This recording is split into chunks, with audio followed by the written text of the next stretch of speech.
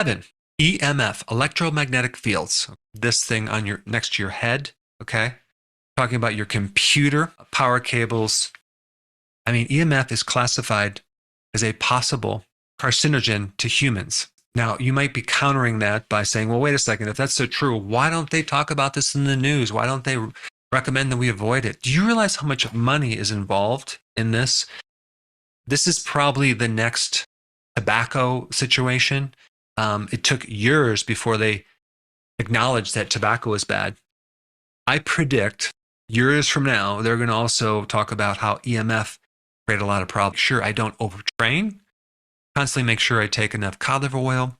I use the right foods. I don't eat refined foods or greasy foods from like hydrogenated oils and things like that. With trans fats, I have to avoid all those. So you have the power to change your diet, keep that in check, actively and aggressively do things on a regular basis to counter the stress that life gives you, including not watching the crazy news that's out there, as well as hanging out with toxic people, being on a diet that's not inflammatory, and also start to be aware of your environment, to start looking at these EMFs.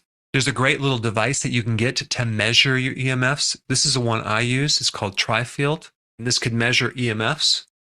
This one's simple to use. You just turn it on, and you can start bringing it close to different devices around your environment to see what is creating the most frequencies. And then you can change that very easily, like I did. I completely set up my computer very far away from me. I always use my cell phone from a distance, and I don't use those earbuds. Those are really bad. Now, if you haven't seen my video on EMF, okay, it's pretty interesting.